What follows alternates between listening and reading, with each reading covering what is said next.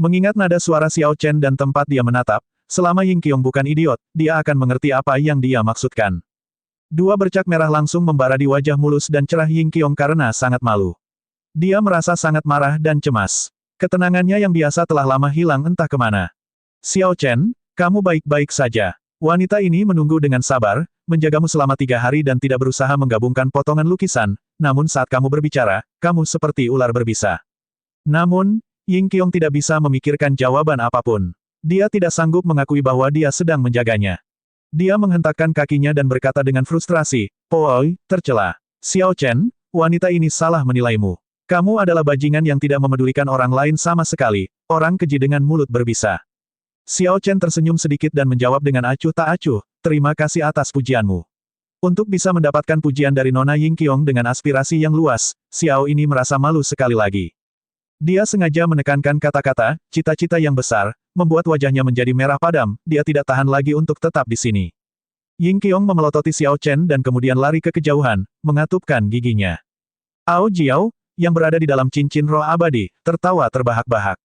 Dia berkata, "Xiao Chen, sejak kapan mulutmu menjadi begitu berbisa? Tidak kusangka kamu bahkan menindas gadis lemah ini." "Gadis yang lemah?" Xiao Chen berseru keheranan, "Kamu pikir gadis yang memahami kelemahanku secara menyeluruh dan membuatku mengeluarkan janji adalah gadis yang lemah? Sejak awal, selain Chu Chaoyun, dia adalah satu-satunya yang berhasil menipuku 2 kali." Ao Jiao memikirkan kembali dengan hati-hati dan menyadari bahwa memang itulah masalahnya. Xiao Chen selalu berhati-hati, memikirkan semuanya dengan sangat hati-hati. Bahkan ketika dia berkelana ke berbagai tempat berbahaya, dia akan memperhitungkan setiap langkahnya. Walaupun dia menghadapi banyak bahaya di sepanjang perjalanan, hanya sedikit orang yang benar-benar berhasil menipunya. Xiao Chen melompat turun dari pilar batu dan mengamati sekelilingnya. Dia berkata, "Mari kita berhenti membicarakan dia. Saya akan mulai bersiap untuk memurnikan pil. Perjalanan ini masih terbilang memuaskan. Saya akhirnya mengumpulkan semua bahan untuk Breaking Sage Pil." Dia belum memberitahu Ao Jiao kisah lengkap di balik rahasia ringkasan budidaya dan di mana dia mempelajari metode pemurnian zaman abadi. Dia hanya memberitahunya bahwa dia menemukan manual kuno ketika dia masih muda. Ao Jiao juga tahu bahwa setiap orang memiliki rahasianya masing-masing. Karena dia sudah lama mendengar penjelasan dari Xiao Chen, dia tidak menggali lebih dalam.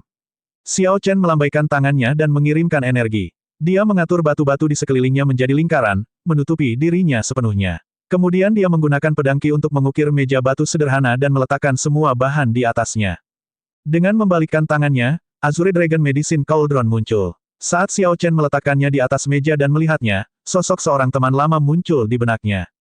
Dia bertanya-tanya bagaimana keadaan Feng Feixue sejak hari mereka berpisah di alam kubah langit. Ada terlalu banyak hal yang belum dia selesaikan. Mungkin sudah waktunya dia melakukan perjalanan kembali ke alam kubah langit, tempat semuanya dimulai. Pikiran-pikiran ini terlintas di kepala Xiao Chen untuk beberapa saat sebelum dia membuang semua gangguan tersebut. Dia belum terburu-buru untuk menyempurnakan pil pemecah sage. Sebaliknya, dia mengeluarkan bahan untuk pil lainnya. Dia berencana melakukan pemanasan dengan memurnikan beberapa pil biasa. Tanda hubung tanda hubung tanda hubung. Di sisi lain Gunung Batu, Ying Qiong juga mengesampingkan semua pikiran yang mengganggu dan fokus pada penggabungan dua lukisan inti. Keduanya melakukan yang terbaik demi maju ke martial sage secepat mungkin. Keinginan keduanya untuk menjadi seorang martial sage tidak lebih lemah dari keinginan masing-masing. Tanda hubung tanda hubung tanda hubung. Matahari terbit dan terbenam beberapa kali. Hari-hari di bawah Gunung Batu berlalu sangat cepat. Dalam sekejap mata, setengah bulan telah berlalu. Di depan meja batu, Xiao Chen mengungkapkan ekspresi yang sangat bersemangat. 2 pil emas tersimpan dengan tenang di dalam botol giok yang ditempatkan di outlet Azure Dragon Medicine Cauldron. Pil obat tampak seperti dicat dengan emas. Mereka mengeluarkan aroma, membentuk awan emas di sekitar kepala Xiao Chen.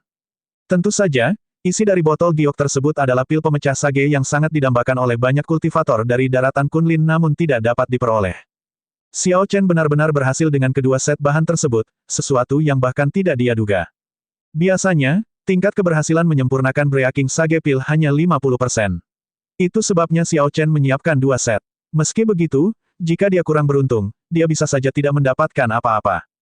Prinsipnya mudah dijelaskan. Jika 10 set disiapkan, menurut tingkat keberhasilannya, akan ada 5 keberhasilan. Namun, akan ada 5 kegagalan juga. Jika Xiao Chen tidak beruntung, 2 penyempurnaan pertama akan gagal.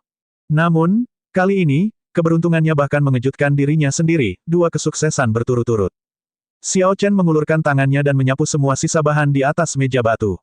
Kemudian dia meletakkan pil pemecah sage di telapak tangannya dan perlahan menenangkan hatinya yang bersemangat. Pil pemecah sage sangat meningkatkan peluang untuk maju ke martial sage. Namun mereka tidak menjaminnya. Semakin kritis momennya, semakin seseorang tidak bisa gegabah. Tanda hubung tanda hubung tanda hubung. Di atas pilar batu, Ying Qiong menyeka keringat di dahinya. Ketika dia melihat potongan lukisan inti yang menyatu sempurna di hadapannya, dia mengungkapkan ekspresi puas. Dia tidak bisa menahan diri untuk tidak melihat ke atas untuk memeriksa situasi Xiao Chen. Ketika dia melihat awan berkabut keemasan di langit, dia berkata dengan lembut, awan keberuntungan berubah menjadi emas. Ini adalah fenomena misterius yang hanya ditemukan dalam legenda. Sepertinya dia benar-benar berhasil menyempurnakan pil pemecah sage. Namun, Breaking Sage Pil tidak menjamin terobosan pada martial sage. Bisakah Xiao Chen memanfaatkan kesempatan ini? Ying Qiong memalingkan muka dan fokus pada inti lukisan. Apakah dia bisa menjadi martial sage atau tidak bergantung pada ini? Tanda hubung tanda hubung tanda hubung. Xiao Chen duduk bersila di atas meja batu. Kemudian, tanpa ragu-ragu, dia memasukkan pil pemecah sage ke dalam mulutnya dan perlahan menghancurkannya dengan giginya. Pil obatnya terasa agak pahit, jelas bukan kelesatan. Namun, aroma menyebar di mulutnya, menjernihkan pikirannya. Setelah Xiao Chen benar-benar menghancurkan pil itu, dia menelannya. Ledakan, seperti nyala api yang menyala-nyala, wajahnya langsung memerah seluruhnya. Kemudian, energi mengamuk menyebar dari dalam, dengan cepat membanjiri seluruh tubuhnya. Xiao Chen menenangkan dirinya dan perlahan mengumpulkan energi emas yang tersebar. Saat dia berjuang, dia mulai mendapatkan kendali atas energi mengamuk yang tiada taranya ini. Dengan tidak panik ketika sesuatu terjadi, hanya menghadapi segala sesuatunya dengan tenang, mentalitas kuat Xiao Chen mulai berperan pada saat ini, memberinya hasil yang luar biasa. Energi obat yang mengamuk dari pil sage pemecah berubah menjadi sungai yang bergelombang. Xiao Chen mengendalikan sungai ini untuk menghantam kemacetan di puncak setengah sage. Di tengah ketiadaan bentuk, pintu orang bijak, yang telah dilihat Xiao Chen berkali-kali sebelumnya, muncul di hadapannya. Retakan di pintu melebar, dan cahaya samar muncul. Dunia misterius di baliknya memberi isyarat kepadanya saat ini. Bang! Di bawah kendalinya, aliran sungai emas menghantam hambatan setengah sage untuk pertama kalinya. Pintu orang bijak bergetar sedikit tetapi tidak bergerak sama sekali. Xiao Chen merasakan organ dalamnya tersentak, dan darah keluar dari mulutnya. Tentu saja, dengan menggunakan pil obat untuk menerobos secara paksa ke martial sage, akan ada harga yang harus dibayar. Pengocokan organ-organ dalamnya dan rasa sakit yang datang dari dagingnya adalah manifestasi dari harga ini. Sekarang setelah Xiao Chen sampai sejauh ini, mundur bukan lagi suatu pilihan. Dia hanya bisa terus maju ke depan. Begitu dia menerobos, akan ada dunia luas di hadapannya. Jika seseorang mundur karena ketakutan, ia akan ditakdirkan menjadi orang biasa-biasa saja, tidak lagi ditakdirkan untuk dao yang agung. Setelah terjatuh beberapa kali, energi obat dari pil sage pemecah mulai berkurang. Xiao Chen bertahan, berdarah panas dan tidak pernah mundur, dia tidak berpikir untuk menyerah sama sekali. Perjudian seperti itu sulit didapat. Beberapa orang bahkan tidak mendapat kesempatan untuk melakukan pertaruhan ini. Saya, Xiao Chen, beruntung mendapatkan Breaking Sage Pil. Bagaimana saya bisa menyerah begitu saja? Ledakan, kemacetan di puncak setengah sage tiba-tiba hancur. Setelah mencoba beberapa kali, Xiao Chen tiba-tiba merasa rileks. Rasanya seperti seseorang dengan lembut mendorong pintu orang bijak itu di dunia tanpa bentuk. Pintu itu terbuka, dan cahaya terang datang dari dalam. Xiao Chen menyeka darah di bibirnya. Kegembiraan liar yang tak terlukiskan muncul di wajahnya. Kesuksesan, dia akhirnya berhasil menembus puncak setengah sage. Pintu orang bijak terbuka. Pada saat ini, dia melepaskan kefanaannya dan menjadi seorang sage. Pada usia 23 tahun, dia sudah maju ke martial sage. Cahaya terang bersinar, dan energi spiritual yang tak terbatas menyebar dari tubuhnya, membentuk pilar cahaya warna-warni yang mengalir ke langit. Hukum sage surgawi ungu cerah setebal ibu jari muncul di belakang Xiao Chen, dan kemudian, yang lainnya. Sekarang dia telah memasuki alam martial sage dan dapat mengubah semua intisarinya menjadi hukum sage surgawi. Dia akan dapat menggunakan hukum sage surgawi dengan lebih bebas. Mulai saat ini, petapa bela diri kelas rendah tidak lagi memiliki keunggulan apapun dibandingkan Xiao Chen. Lebih banyak hukum sage surgawi terus bermunculan. Saat lampu listrik berkedip-kedip, mereka bersatu, tampak seperti sungai berbentuk kilat yang mengalir tanpa akhir. Xiao Chen tiba-tiba membuka matanya. Matanya tampak sedalam air musim gugur, memancarkan cahaya cerdas yang penuh dengan spiritualitas. 1 kilometer jauhnya, cahaya warna-warni menyelimuti Ying Qiong. Dia membuka matanya hampir bersamaan dengan Xiao Chen. Wajah aslinya yang cantik bersinar cerah, tampak semakin cantik. Waktu ini agak kebetulan. Satu demi satu, Xiao Chen dan Ying Qiong maju ke Martial Sage, hampir bersamaan. Namun, perubahan pada tubuh Ying Qiong lebih banyak daripada perubahan Xiao Chen. Dia bukanlah seorang kultivator yang mengeraskan tubuhnya. Saat dia mencapai Martial Sage, tubuh fisiknya berhasil naik ke tubuh Sage peringkat 1, sebuah peningkatan besar. Tubuh fisik Xiao Chen telah lama menjadi tubuh Sage peringkat 2. Kemajuannya kali ini hanya mendorong tubuh Sage peringkat 2 ke puncak tanpa terobosan apapun. Tidak banyak perbedaan yang terlihat. Di sisi lain, kulit Ying Qiong menjadi selembut air, terlihat sangat indah dan indah. Aura kebangsawanannya yang sebelumnya menjadi suci, cantik dan murni. Dengan membalik tangan Xiao Chen, lunar Shadow Saber muncul di tangan kirinya. Niat untuk bertarung membara di matanya saat dia melihat ke arah Ying Qiong. Payung kayu misterius muncul di tangan mungil Ying Qiong yang seperti batu giok. Dia menggenggamnya erat dan mengarahkannya ke Xiao Chen. Niat serupa untuk bertarung muncul di matanya. Keduanya tidak akan bertarung sampai mati. Mereka hanya ingin membiasakan diri dengan kekuatan baru mereka setelah maju ke Martial Sage. Keduanya adalah lawan ideal satu sama lain, sangat cocok untuk menguji kekuatan mereka. Lampu listrik menyala di bawah kaki saat Xiao Chen menggambar lunar Shadow Saber. Hukum Sage surgawi di belakangnya menyerap energi spiritual yang selalu ada secara maksimal. Dengan hukum Sage surgawi berwarna ungu, tidak perlu menyaring energi spiritual, semuanya berubah menjadi energi yang disebabkan oleh petir yang mengalir ke tubuh Xiao Chen seperti sungai besar yang mengalir tanpa henti. Sungguh energi yang kuat, kecepatan konversinya juga lebih cepat dari perkiraan saya. Xiao Chen bersukacita di dalam hatinya. Saat dia melambaikan tangannya, cahaya pedang ungu yang berkedip-kedip terbang ke udara. Sial, payung itu bergerak dengan lembut. Ying Qiong secara akurat mengenai titik lemah cahaya pedang ini. Energi lembut yang disebabkan oleh air di tubuhnya mengalir perlahan dan tanpa suara. Namun, hal itu terjadi terus-menerus dan tidak ada habisnya. Xiao Chen mengangkat alisnya dan memuji gerakan di dalam hatinya. Kemudian, sosoknya dengan cepat mengeksekusi gerakan dasar teknik pedang kesengsaraan petir. Cahaya ungu menyala di dahi Xiao Chen. Cahaya dari keinginannya bersama dengan energi yang disebabkan oleh petir yang mengamuk membentuk kekuatan yang kuat yang menekan Ying Qiong. Saat dia mengayunkan pedangnya ke bawah, kilat menyambar awan di langit. Serangan ini tampak seperti kilat yang membelah udara dengan momentum yang besar. Ying Qiong tidak panik. Dia membuka payung di tangannya dan memindahkan semua energi yang disebabkan oleh air, tidak meninggalkan setetes pun. Ketika payung terbuka, kuba air sepanjang 1 kilometer muncul, membentuk penghalang besar dan menutupi Ying Qiong dengan kuat di dalamnya. Dilihat dari kejauhan, kuba air di udara tampak seperti payung raksasa yang terbuka bersamaan dengan payung di tangan Ying Qiong. Energi mengamuk dalam pedang Xiao Chen menghantam perisai air berbentuk kuba ini dan segera tersebar menjadi percikan api yang berderak dan berkedip-kedip tanpa henti. Ying Qiong tersenyum tipis karena mudahnya menghadapi serangan Xiao Chen. Tangan kanannya membuat gerakan memutar, menutup payung kayu. Payung air di udara juga tertutup. Namun, hal itu tidak hilang. Ying Qiong mendorong payung kayu ke depan, dan payung air yang tertutup itu menjadi seperti tombak panjang yang menusuk Xiao Chen. Xiao Chen menghindar dalam sekejap. Tombak air menyentuh bahunya dan menembus jauh ke dalam tanah. Keduanya dengan cepat bertukar gerakan di udara, keduanya membiasakan diri dengan kekuatan mereka setelah maju ke Martial Sage. Dibandingkan dengan Xiao Chen, Ying Qiong tampak tenang. Namun, sejak awal, ia tidak memiliki banyak peluang untuk melakukan serangan balik, kebanyakan hanya melakukan yang terbaik untuk bertahan. Setelah 100 gerakan berikutnya, Xiao Chen telah mengeksekusi teknik sabre kesengsaraan petir beberapa kali. Kekuatan kesengsaraan petir duniawi, kesengsaraan petir surgawi, dan kesengsaraan petir ilahi semuanya setidaknya berlipat ganda. Namun, payung Ying Qiong jelas memiliki asal-usul yang bagus. Pertahanannya sungguh menantang surga. Bahkan setelah menerima 3 kesengsaraan petir besar berulang kali, ia masih tidak terluka. Tepat ketika Xiao Chen bersiap untuk mengeksekusi naga ganda bermain dengan mutiara, Ying Qiong meletakkan payungnya dan mendarat di pilar batu di bawah. Dia berkata, "Itu sudah cukup.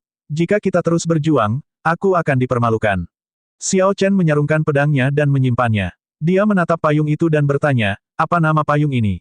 "Payung yang bagus. Memiliki desain pada payung hujan surgawi berkelanjutan saya. Anda tidak mengembangkan seni air lembut. Bahkan jika aku memberikannya padamu, itu akan sia-sia." Ying Qiong menyandarkan payung kayu di bahu kanannya sambil tersenyum.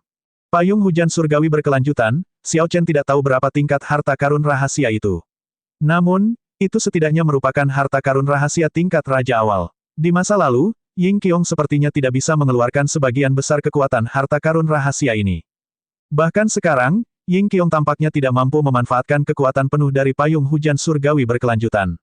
Kalau tidak, dia akan mampu memblokir 70% kekuatanku. Xiao Chen dengan cepat menganalisis dalam hatinya. Semua murid dari klan besar mungkin memiliki harta karun rahasia tingkat raja. Dia harus berhati-hati di masa depan, ketika dia menghadapi murid-murid sekte berdaulat atau klan bangsawan berdaulat. Tanpa membalas Ying Qiong, Xiao Chen membuat gerakan menarik dengan tangannya.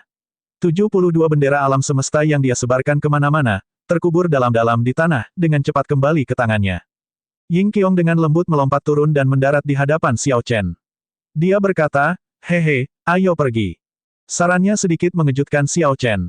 Dia tersenyum dan berkata, "Saya kembali ke Sekte Langit Tertinggi. Apakah kamu ikut denganku? Mungkinkah kamu tidak lagi memiliki tempat tinggal di klan Ying?" Ying Qiong menganggap pertanyaannya aneh. Jadi dia berkata, "Kembali ke Sekte Langit Tertinggi. Mungkinkah Anda tidak terburu-buru untuk maju ke Martial Sage untuk monumen Sage Mark yang aktif setiap 10 tahun sekali?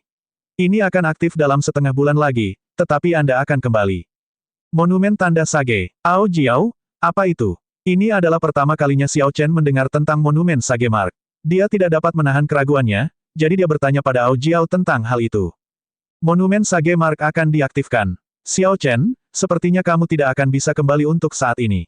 Monumen Sage Mark berada di pegunungan Kunlun yang tak berujung. Itu sudah ada sejak era kuno dan aktif setiap 10 tahun sekali. Siapapun yang dapat mengukir namanya di atasnya berhak untuk memasukinya. Ada banyak harta karun di dalamnya. Terlebih lagi, meskipun seseorang gagal mendapatkan harta karun, tidak akan ada bahaya. Paling buruk, satu akan dikirim begitu saja. Jika seseorang beruntung, dia mungkin mendapatkan beberapa harta karun rahasia tingkat Sage. Hanya petapa bela diri kelas rendah yang boleh mengukir nama mereka di atasnya. Tentu saja, lain soal apakah seseorang berhasil mengukir namanya di atasnya. Dengan kata lain, sejak awal berdirinya monumen Sage Mark ini, mampu mengukir nama seseorang di atasnya merupakan suatu kebanggaan yang diakui oleh para penggarap puncak. Ketika Xiao Chen mendengar penjelasan Ao Jiao, dia berpikir keras. Awalnya, dia bermaksud memikirkan cara untuk mengunjungi alam kubah langit setelah kembali ke Sekte Langit Tertinggi. Kemudian, dia akan menyelesaikan semua masalah dan menemui orang-orang yang dia kenal. Setelah itu, dia akan dapat memfokuskan dirinya sepenuhnya pada jalur bela diri, menuju alam kaisar bela diri. Tanpa diduga, dia menemukan aktivasi monumen Sage Mark, yang membuatnya ragu. Ao Jiao menyemangati Xiao Chen. "Ayo pergi." Saat itu, Sang Mu juga mengukir namanya di atasnya. Selanjutnya, peringkatnya sama dengan Kaisar Biru Langit. "Tidakkah kamu ingin melihat seberapa tinggi kamu bisa mengukir namamu?" Para iblis jenius dari berbagai ras itu sudah terjebak di alam setengah Sage selama bertahun-tahun. Setelah kesempatan yang diberikan oleh mata air Dewa Embun Surgawi, mereka pasti sudah menjadi Sage. Sekarang monumen Sage Mark akan diaktifkan, pasti akan menarik perhatian mereka semua. Yang paling penting, mungkin ada Spirit Veins di sana. Lihatlah pohon lunar kasia di dalam cincin roh abadi. Dibutuhkan 300 tahun lagi untuk menjadi dewasa pada tingkat ini. Jika kita memiliki beberapa Vena roh peringkat 1, itu bisa matang dalam 3 hingga 5 tahun. Kalimat terakhir menggoda Xiao Chen. Saat bertarung untuk Spirit Veins di luar, dia harus bersaing dengan Martial Sage tingkat Grandmaster, sebuah proposisi yang sia-sia. Jika monumen Sage Mark ini benar-benar memiliki Vena roh di dalamnya, dia sangat yakin bisa mendapatkannya, selama dia hanya menghadapi Sage bela diri dengan tingkat yang sama. Melihat Xiao Chen bergumam pada dirinya sendiri, Ying Qiong sepertinya mengingat sesuatu. Dia berkata, "Kamu baru berada di alam Kunlun selama sekitar 2 tahun. Tidak aneh jika Anda belum pernah mendengar tentang monumen Sage Mark." Xiao Chen menyangkal hal itu, dengan mengatakan, "Saya pernah mendengar sedikit tentang monumen Sage Mark. Namun, apakah kamu tidak takut klanmu menemukanmu jika kamu menunjukkan dirimu secara besar-besaran?" Ying Qiong tersenyum kecewa dan frustrasi. Konflik internal sebuah klan besar tidak sesederhana yang Anda bayangkan. Kali berikutnya saya bertemu Ying Fan, kami mungkin tampak lebih dekat dari sebelumnya. Xiao Chen sedikit mengernyit. Dia telah mengisyaratkan bahwa dia ingin berpisah di sini. Mengingat kecerdasan gadis ini, dia harus memahami bahwa dia tidak ingin terlibat dalam masalah yang tidak perlu. Emosi yang saling bertentangan muncul di mata Ying Qiong. Namun, dia menunjukkan senyuman tipis di wajahnya. "Ayo, pegunungan Kunlun melintasi domain mendalam. Saking panjangnya, kita tidak tahu persis berapa panjangnya. Tanpa saya yang memimpin, tidak peduli seberapa banyak Anda bertanya, Anda tidak akan dapat tiba di tempat yang tepat dalam waktu setengah bulan. Jangan repot-repot bertanya padaku. Sudah bertahun-tahun berlalu. Bagaimana saya bisa mengingat jalannya? Selain itu, sebagian besar Raja Bela Diri biasa tidak akan tahu di mana monumen Sage Mark berada. Anda harus bepergian bersamanya." Kata-kata polos Ao Jiao dari dalam cincin roh abadi benar-benar memadamkan harapan terakhir Xiao Chen. Pegunungan Kunlun membentang dari timur ke barat, mencakup seluruh domain mendalam. Selain puncak utama yang dikunjungi Xiao Chen sebelumnya, ada banyak puncak lainnya. Bahkan jika seseorang menghabiskan 10 tahun untuk melakukannya, dia tidak akan mampu berjalan mengelilingi semua puncak. Monumen Sage Mark akan seperti setetes air di danau. Xiao Chen cukup beruntung, dia masih harus mengikuti Ying Qiong. Kalau tidak peduli seberapa banyak dia bertanya tentang hal itu, dia akan berputar-putar, membuang banyak waktu. Tanda hubung tanda hubung tanda hubung tanda hubung tanda hubung tanda hubung. Di puncak gunung yang tak berujung, sebuah monumen batu yang menjulang tinggi berdiri tegak, menembus awan, di tengah dataran tinggi yang tampak biasa saja yang terletak di antara puncak gunung. Pegunungan dengan ketinggian berbeda-beda mengelilinginya. Namun, tingginya setidaknya 5 kilometer. Awan menyelimuti mereka, dan burung serta binatang memenuhi mereka. Banyak pembudidaya dari berbagai ras berhenti di puncak-puncak ini. Ini semua adalah martial sage, bahkan ada beberapa yang bukan petapa bela diri kelas rendah. Aura para petapa bela diri yang bukan kelas rendah ini disembunyikan dan ditarik keluar. Mereka mungkin adalah para martial sage generasi tua yang menganggur atau para tetua dari berbagai sekte dan klan.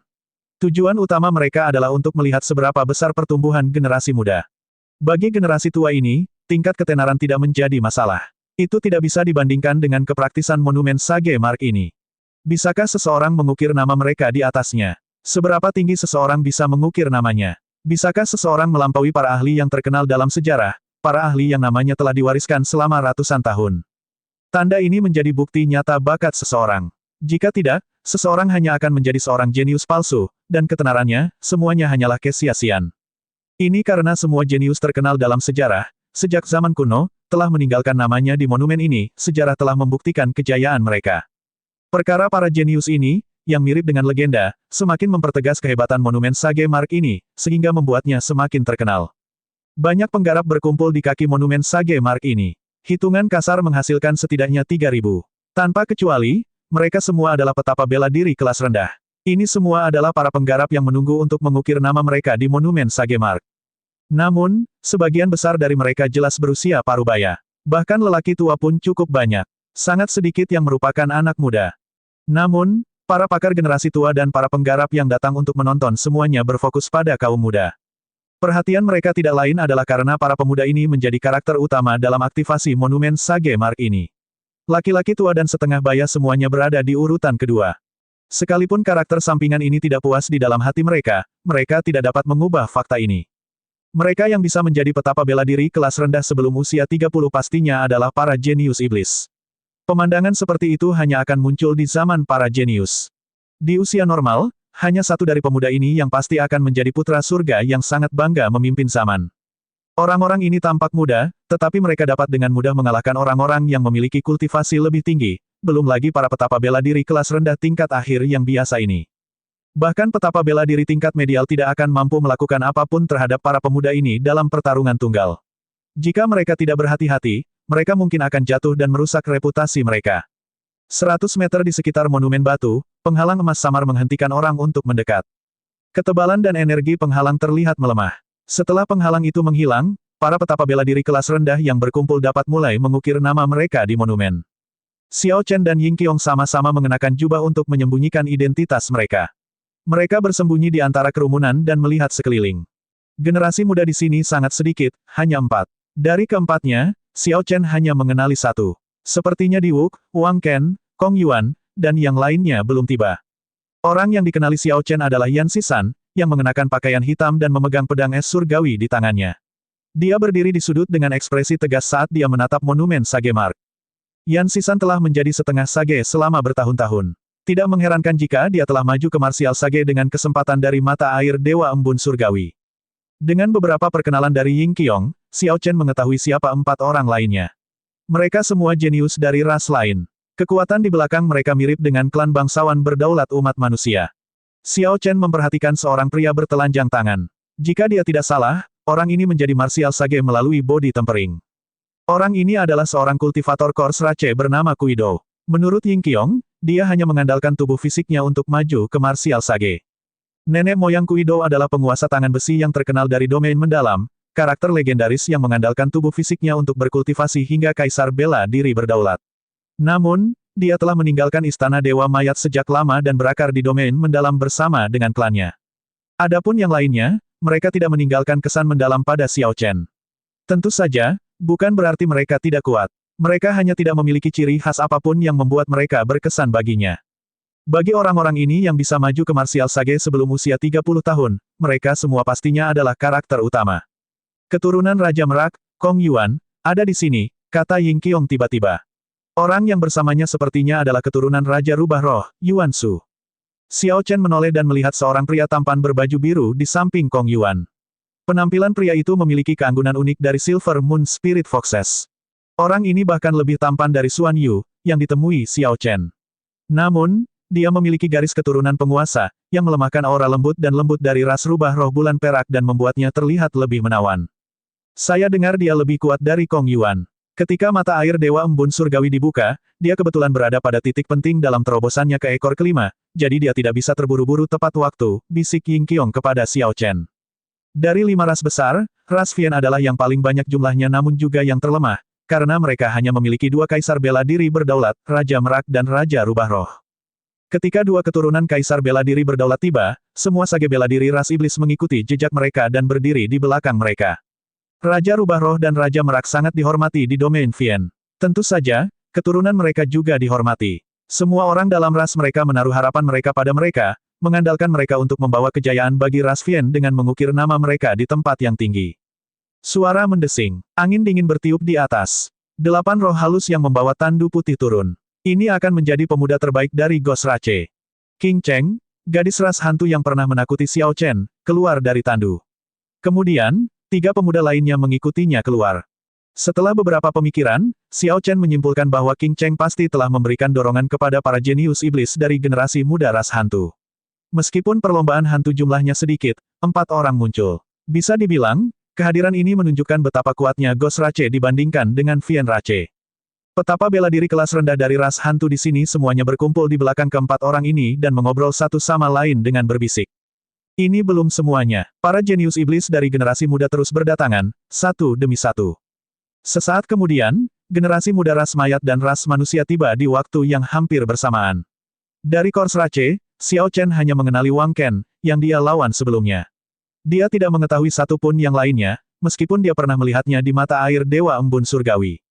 Mereka yang berada di sisi manusia semuanya familiar baginya. Seperti yang diharapkan, ketiga keturunan suci telah menggunakan kesempatan dari mata air ilahi Embun Surgawi untuk menerobos kemacetan yang telah menghalangi mereka selama bertahun-tahun, maju ke Martial Sage.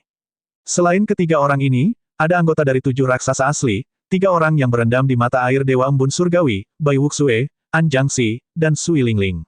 Mereka juga mengandalkan kesempatan dari mata air Dewa Embun Surgawi untuk maju ke Martial Sage. Xiao Chen menghela nafas lega. Jika bukan karena Breaking Sage Pill, yang memungkinkan dia untuk maju ke Martial Sage lebih awal, kelompok orang ini akan melampauinya. Lagi pula, dia baru menjadi setengah Sage selama kurang dari setahun. Dibandingkan dengan An Jiangxi dan yang lainnya, yang semuanya terjebak di setengah Sage selama setidaknya 4 tahun, ia memiliki akumulasi dan pengalaman yang jauh lebih sedikit. Oleh karena itu, Xiao Chen tidak berada dalam posisi untuk mengandalkan mata air ilahi Embun Surgawi, yang meningkatkan bakat dan kemampuan pemahamannya, untuk menerobos kemacetan.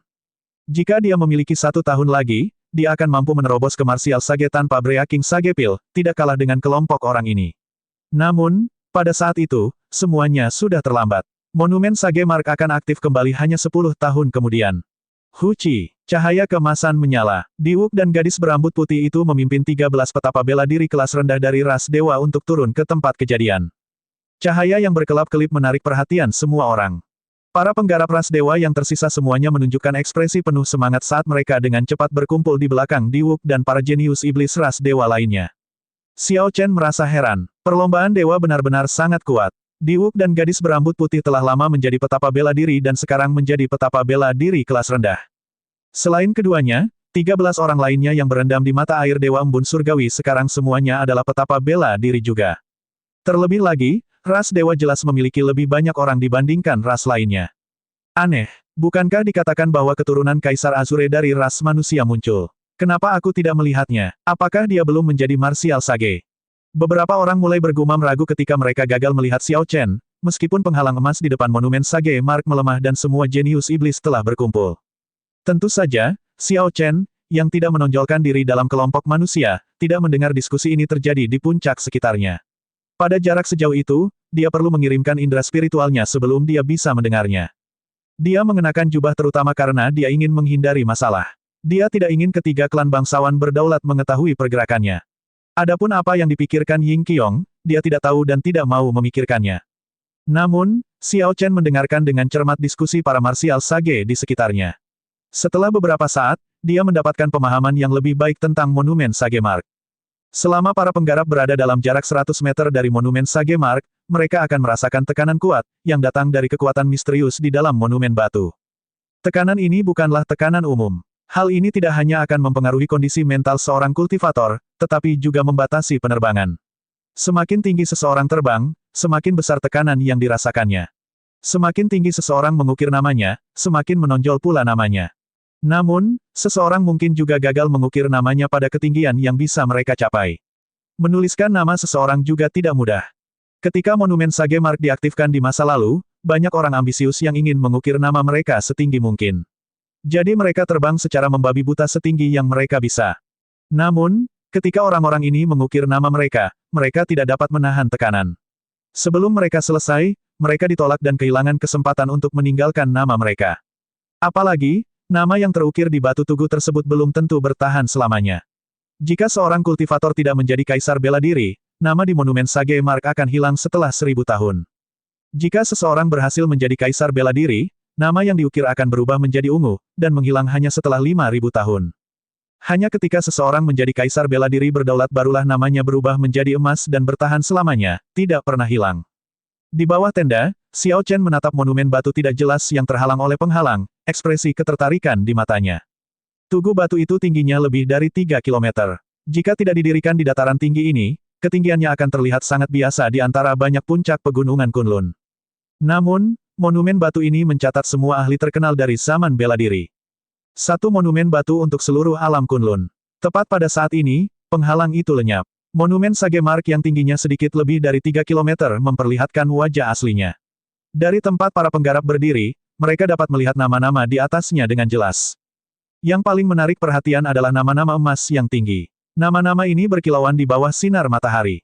Setiap nama adalah legenda. Ketika para penggarap melihat nama emas milik ras mereka, tidak peduli siapa itu, mereka merasakan antisipasi, rasa hormat, dan kebanggaan. Nama-nama emas ini juga menarik pandangan pertama Xiao Chen. Namun, pandangan keduanya beralih ke bagian bawah prasasti.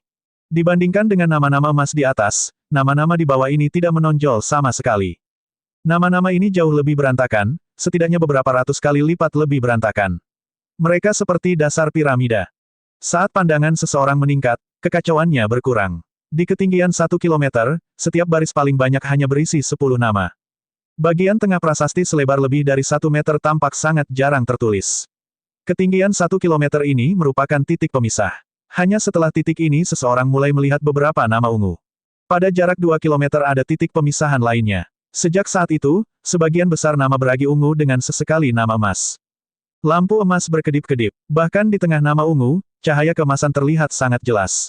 Ketika muncul, orang akan langsung menyadarinya, melupakan nama-nama di sekitarnya.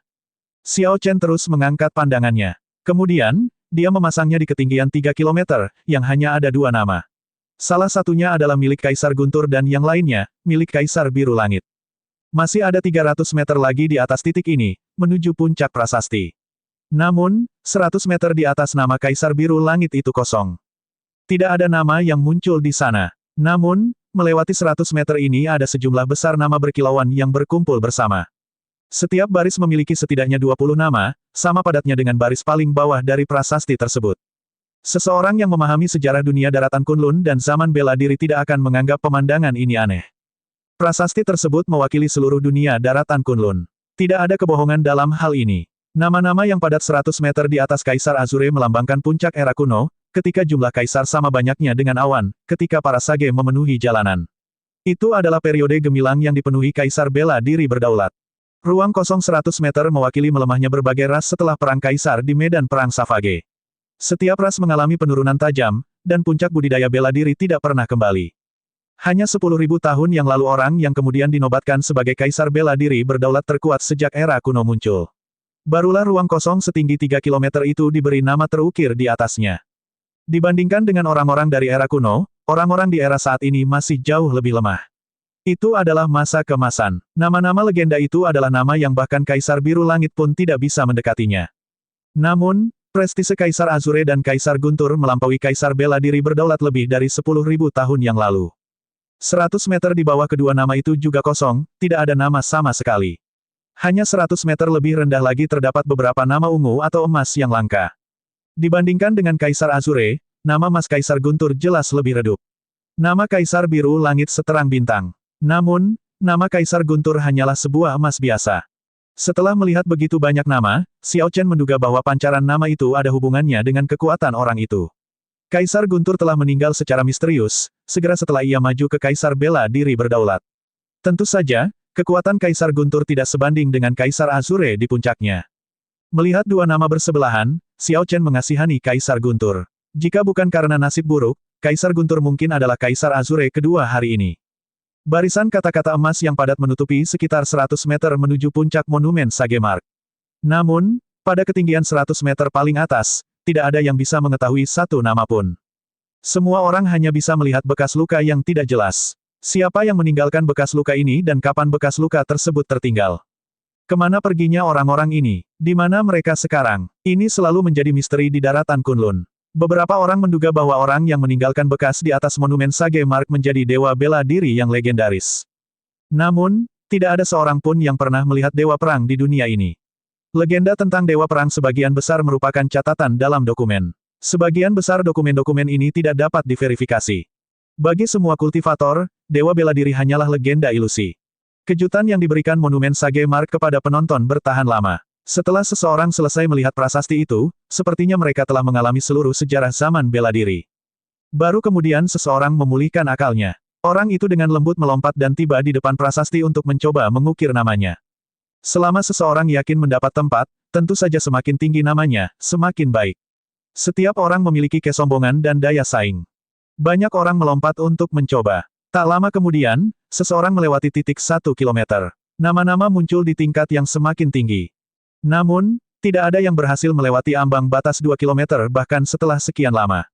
Beberapa petani parubaya mencoba tetapi akhirnya gagal. Mereka memuntahkan darah ketika mendarat di tanah, bahkan kehilangan hak untuk memasuki monumen Sagemark.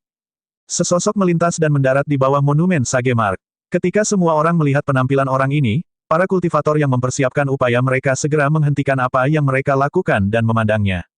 Cucu Raja Merak, Kong Yuan, akan segera bergerak. Sepertinya dia akan menjadi orang pertama yang memecahkan rekor jarak 2 km hari ini.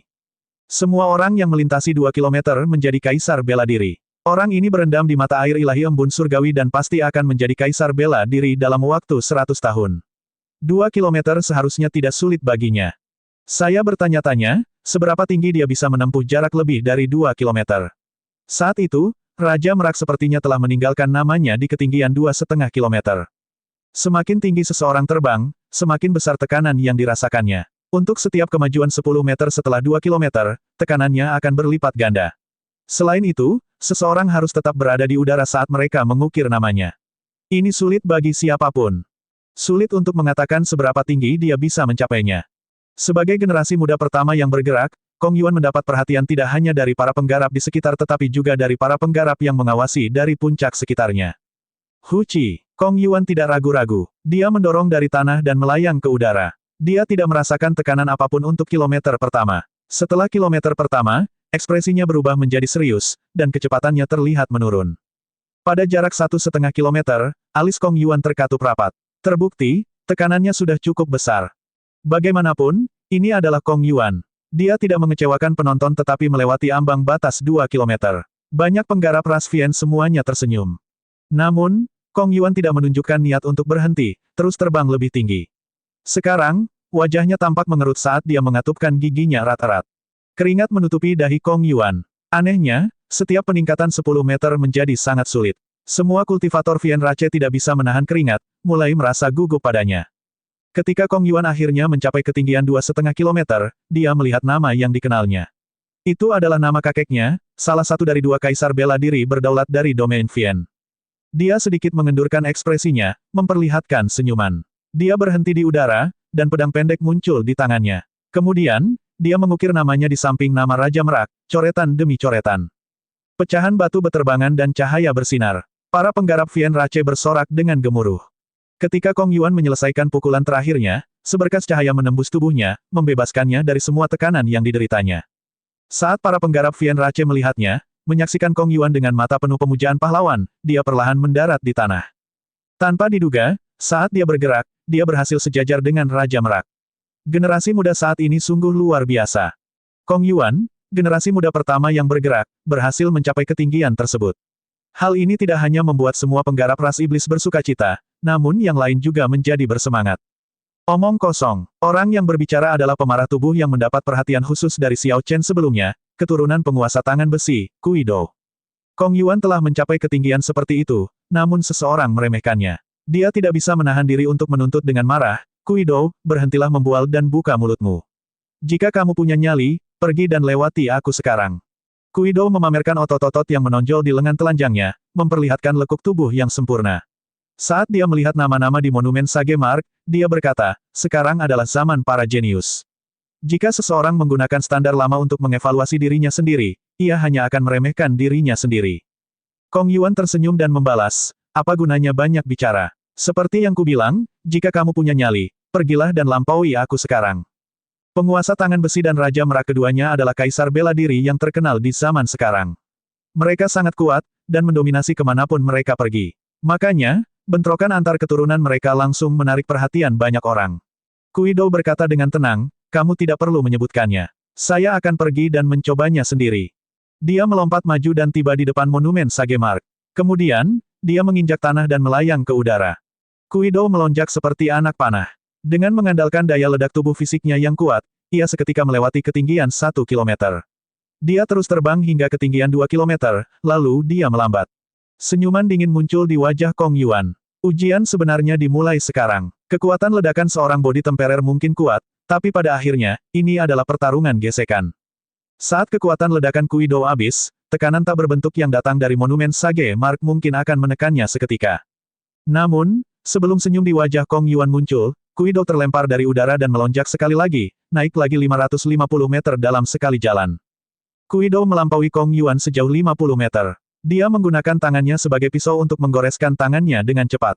Ketika dia selesai mengukir pukulan terakhir, tubuhnya gemetar, dan kemudian dia mendarat dengan kuat di tanah. Melihat nama yang berjarak 50 meter di atasnya di monumen Sage Mark, Kong Yuan memucat karena tidak percaya. Banyak marsial Sage generasi tua di sekitar puncak gunung, yang datang untuk menyaksikan kegembiraan tersebut, semuanya menjadi bersemangat. Ungkapan, generasi muda akan melampaui kita pada waktunya, terlintas di benak mereka semua. Setelah itu, berbagai generasi muda yang jenius mulai memecahkan berbagai rekor generasi tua. Orang terus-menerus mengukir namanya antara ketinggian 2.500 meter hingga 2.900 meter. Dalam aktivasi monumen Sage Mark sebelumnya, mereka yang dapat mengukir namanya di atas 2 kilometer sangat dihormati dan disebut jenius mutlak. Namun, pemandangan saat ini membuka mata. Beberapa orang tidak menonjolkan diri. Namun, ketika tiba waktunya untuk meninggalkan nama mereka, mereka mengejutkan semua orang. Mata Xiao Chen tidak tinggal diam di bawah tenda. Memanfaatkan kesempatan ini, dia memperhatikan para ahli tersembunyi dari berbagai ras.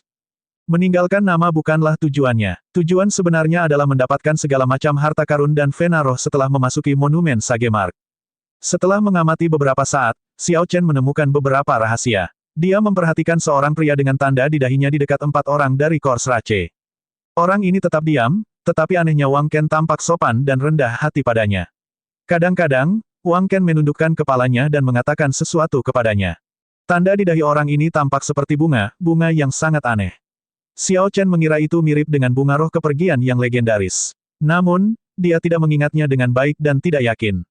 Ada gadis bernama Qing Cheng dari Ghost Rache. Xiao Chen sudah lama memperhatikannya. Setelah dia maju ke martial Sage, dia menganggapnya semakin tak terduga. Kong Yuan dari ras Vien mungkin namanya berulang kali dilampaui tingginya. Namun, Xiao Chen, yang pernah melihatnya bergerak sebelumnya, tidak merasa Kong Yuan lebih lemah dari yang lain. Hari itu, serangan telapak tangan Kong Yuan telah memblokir kombinasi teknik bela diri dari 13 ahli ras dewa. Itu memberi kesan mendalam pada Xiao Chen. Namun, orang yang lebih menarik perhatian dari Xiao Chen adalah pria tampan namun cantik di samping Kong Yuan, keturunan Raja Roh Rubah, Yuan Shu. Para pembudidaya ras dewa akan mulai bergerak. Tepat pada saat ini, sebuah tangisan membuyarkan pikiran Xiao Chen. Dia menoleh dan melihat bahwa 13 kultivator ras dewa berambut putih semuanya telah tiba di bawah monumen Sage Mark. Suara mendesing, cahaya meledak, dan ke-13 orang itu menyerang bersama-sama. Saat semua orang menyaksikan, mereka dengan cepat melampaui 2,5 kilometer. Teriakan kejutan terdengar. Prestasi ini mengejutkan orang-orang yang hadir. Setengah dari orang-orang yang bisa meninggalkan nama mereka di atas 2,5 kilometer menjadi kaisar bela diri berdaulat. Apakah ini berarti bahwa ras dewa akan memiliki setidaknya 6 kaisar bela diri berdaulat di masa depan? Pecahan batu beterbangan. 13 orang ini telah terbang ke ketinggian 2.900 meter sebelum mereka berhenti. Kemudian, mereka melepaskan cahaya keemasan dari jari mereka dan mulai mengukir nama mereka. 2.900 meter. Sejak Kaisar Guntur, belum ada seorang pun yang berhasil mengukir nama mereka di sana selama beberapa ribu tahun. Saya mendengar bahwa ke-13 orang ini maju ke Martial Sage bersama-sama. Dewa tertinggi yang berdaulat menganugerahkan gelar, penjaga cahaya, kepada mereka. Di gereja 1000 dewa, gelar penjaga berada di urutan kedua setelah sesepuh pelindung. Ini menunjukkan bahwa ke-13 orang ini jelas bukan orang biasa. Mengingat ke-13 orang ini sudah sangat kuat, seberapa kuat sebenarnya putra ilahi, Diwuk, dan putri ilahi, Tian Yuxi. 13 penggarap ras dewa mulai bergerak, dan suasana adegan segera menjadi sangat bersemangat. Seruan terkejut terdengar tanpa henti, diskusi berlanjut tanpa jeda di puncak gunung sekitarnya. Ekspresi ras lain semuanya berubah menjadi tidak sedap dipandang. Sejak ras dewa tiba, mereka mempunyai ambisi untuk menguasai seluruh dunia Kunlun. Sekarang ras dewa siap untuk kembali ke puncaknya, mengingat kekuatannya, ia akan menekan ras lain. Suara mendesing. Mungkin karena mereka merasa tidak yakin, Yan Sisan dari ras manusia, Yuan Su dari ras iblis, King Cheng dari ras hantu, dan pria misterius dari ras mayat dengan tanda di dahinya semuanya bergerak ketika mereka melihat para penggarap ras dewa bertingkah seperti itu, dengan arogan. Di pihak istana dewa bela diri, yang terkuat dari kelompok itu, ketiga keturunan suci, juga tidak tahan dengan penampilan ini, jadi mereka pun ikut bergerak. Orang-orang ini mewakili generasi muda terkuat di setiap ras. Mereka semua adalah para jenius iblis di antara para jenius iblis. Mereka semua adalah talenta luar biasa. Itu adalah bintang yang terang dan bersinar. Nama-nama ini akan menjadi legenda setiap ras. Namun, hanya monumen Sage Mark ini yang dapat menyebabkan bintang-bintang bersinar bekerja sama. Para pembudidaya dari berbagai ras di puncak sekitarnya semuanya menahan napas. Mereka semua mengantisipasi ketujuh orang ini bekerja sama, berharap ketujuh orang itu akan berhasil memulihkan wilayah yang hilang. 2000 meter, 2500 meter, 2800 meter, 2900 meter, 2950 meter, ketujuh orang tersebut tidak mengecewakan penonton, berhasil melampaui 13 penjaga ras dewa. Saat pecahan batu beterbangan, sinar matahari menyinari ketujuh wajah menarik ini. Pemandangan itu membuat seolah-olah yang mereka ukir bukanlah nama melainkan sebuah segmen sejarah. Setelah 1000 tahun, ketika semua nama ini berubah menjadi emas, kisah ini akan menjadi legenda, kemudian menjadi mitos yang diceritakan oleh generasi-generasi berikutnya. Ketujuh ahli itu mendarat dan kembali ke tempat perlombaan masing-masing. Sorak-sorai bergema di pegunungan seperti guntur. Saat Diwuk melihat pemandangan ini, cahaya di matanya berkedip-kedip. Senyum tipis muncul di wajahnya saat dia bertanya, Tian Yuxi, menurutmu seberapa tinggi aku bisa mencapainya? Gadis ras dewa berambut putih, Tian Yuxi, menatap ke area tertinggi monumen Sage Mark, bagian dengan tanda yang tidak dapat dipahami. Dia tidak menjawab, tetap diam. Salah satu dari 13 penjaga di samping mereka menjawab dengan cepat, anak ilahi, bakatmu luar biasa. Anda pasti akan menyebarkan cahaya dan kemuliaan ras dewa ke seluruh alam Kunlun. Setidaknya kamu akan mendapat peringkat yang sama dengan Iblis Azure itu. Itu benar. Saat itu, Iblis Azure menekan ras dewa kita selama lebih dari 1000 tahun. Putra ilahi pasti bisa setidaknya mendapatkan peringkat yang sama dengannya, memimpin ras dewa kembali ke puncak kita. Saat itu, ketika ras dewa berada di puncak keangkuhan mereka, Kaisar Azure secara pribadi membunuh jalannya menuju ras dewa. Dia membantai sejumlah besar ahli mereka dan bahkan membunuh 4 atau 5 dewa penguasa mereka. Hanya dengan kekuatan satu orang, Kaisar Azure menarik ras dewa turun dari puncaknya. Setelah itu, dia menemukan seni nada naga, yang memungkinkan gerbang naga menekan ras dewa selama ribuan tahun. Prestasi ini membuat ras dewa menjuluki Kaisar Biru Langit sebagai Iblis Biru Langit. Namun, kekuatannya tidak dapat disangkal. Bahkan musuhnya, ras dewa, harus mengakuinya. Memberi peringkat bersama dengan Iblis Azure bukanlah suatu penghinaan bagi mereka tetapi suatu kemuliaan besar. Ke-13 penjaga semuanya mempercayai hal ini. Diwuk memfokuskan pandangannya dan melihat nama emas di monumen Sage Mark milik Kaisar Azure. Dia berkata, sudah waktunya bagi saya untuk menulis ulang legenda Kaisar Azure dari 10.000 tahun yang lalu. Seberkas cahaya melonjak, Diwuk melayang ke udara. Setelah ketujuh ahli tersebut memperoleh hasil yang luar biasa, dia akhirnya mengambil tindakan. Sinar cahaya keemasan terbang ke udara. Setelah melewati ketinggian 2 kilometer, kecepatannya tidak berkurang sama sekali. Ia baru melambat saat mendekati ketinggian 2,5 kilometer. Cahaya itu menghilang, menampakkan sosok di dalamnya. Diwuk perlahan melonjak lebih tinggi ketika banyak kultivator memperhatikannya dengan gugup. Setelah mencapai 2.800 meter, ia terus mendaki hingga 2.900 meter dan masih lebih tinggi lagi. Kemudian dia sampai di ketinggian 2.950 meter. Ketika Diwuk melihat nama para pembudidaya dari berbagai ras, dia tersenyum tipis, berhenti sejenak. Tepat ketika semua orang mengira Diwuk tidak bisa maju lebih jauh, rambut putihnya berubah menjadi kemasan, memancarkan cahaya. Dia meraung dan dengan cepat menyerang lebih tinggi. Hanya dari kekuatan ledakannya, sepertinya dia akan menyerang melebihi ambang batas 3 kilometer. Namun, saat mencapai 3 kilometer, sosoknya terhenti. Sepertinya dia menderita tekanan kuat yang mengancam akan menjatuhkannya. Diwuk berhenti berpikir untuk melewati ambang batas 3 kilometer. Kemudian, dia mulai mengukir namanya dengan cepat di samping nama Kaisar Guntur Sangmu, menuliskan namanya satu persatu. Berperingkat bersama dengan Kaisar Azure di ketinggian 3 kilometer. Akhirnya, setelah 5.000 tahun, ada orang lain yang mencapai ketinggian ini. Sekelompok besar pembudidaya ras dewa bersorak gembira. Akhirnya, ras dewa memiliki seseorang yang bisa menyamai iblis biru langit yang menghantui impian mereka. 13 dewa penjaga ras masing-masing memancarkan cahaya ilahi dan membentuk jembatan warna-warni di udara yang membentang hingga ke kaki Diwuk. Diwuk berdiri di jembatan warna-warni dan melihat ke bawah. Pandangannya beralih hingga mendarat pada kelompok ras manusia. Lalu dia tersenyum dan berkata, "Maaf, kalian semua tidak dapat melanjutkan legenda Kaisar Biru Langit. Jadi Diwuk ini akan menggantikanmu." Dengan nada bicaranya yang kurang ajar dan kata-katanya yang sangat arogan, Diwuk ingin memanfaatkan keuntungan ini untuk menanamkan benih tak terkalahkannya di hati semua iblis jenius. "Haha, Diwuk, bukan giliranmu untuk mengatakan hal seperti itu." Siapa itu? Siapa yang berani membantah Diwuk setelah dia sejajar dengan Kaisar Biru Langit? Para penggarap melihat sekeliling dengan rasa ingin tahu, mencoba menemukan sumber suara tersebut. Mereka hanya melihat seorang kultivator berjubah hitam keluar dari kelompok ras manusia. Tentu saja, ini adalah Xiao Chen. Dia datang ke Monumen Sage Mark untuk mendapatkan harta karun di prasasti tersebut dan, pada saat yang sama, melihat siapa elit sebenarnya dari berbagai ras. Xiao Chen tidak peduli siapa yang berhasil menduduki peringkat tinggi atau rendah. Dahulu kala, Kaisar Guntur menempatkan namanya di sebelah Kaisar Biru Langit. Namun, lalu bagaimana dengan itu? Bahkan saat ini, sudah jelas nama siapa yang lebih cemerlang. Ketinggian tempat seseorang mengukir nama mereka hanyalah simbolis. Bagi para kultivator, menuliskan nama seseorang hanya memiliki satu kegunaan praktis, yaitu untuk mendapatkan akses ke Monumen Sage Mark.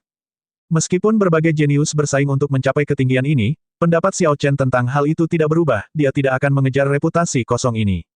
Dia tidak peduli dengan ketenaran sementara ini. Apakah nama seseorang tetap ada di sana setelah 10.000 tahun, yang namanya bersinar lebih terang, hal ini tentu saja bergantung pada generasi berikutnya untuk mengevaluasinya. Namun, Diwuk ini seharusnya tidak mengatakan apa yang dia katakan. Bagaimana dia bisa menjadi orang yang meneruskan legenda Kaisar Biru Langit? Ada beberapa hal yang harus dibicarakan oleh Xiao Chen. Tidak ada yang bisa melihat wajah Xiao Chen di balik tenda. Semua orang mencoba menebak siapa dia. Putra ilahi kita sedang berbicara. Siapa kamu sehingga mengganggunya? Mampu sejajar dengan Kaisar Azure adalah hal yang mulia bagi Diwuk. Namun, seseorang yang tidak dikenal justru mengejeknya. Dua orang dari ras dewa segera menyerang Xiao Chen. Semua kultivator di sini adalah sage bela diri kelas rendah. Kedua pembudidaya ras dewa yang melompat keluar tampak seperti pria parubaya. Kedua kultivator ras dewa parubaya ini telah mencapai sage bela diri kelas rendah tingkat menengah. Mereka berdua menggunakan teknik bela diri energi mental ras dewa, mengirim mereka ke lautan kesadaran Xiao Chen.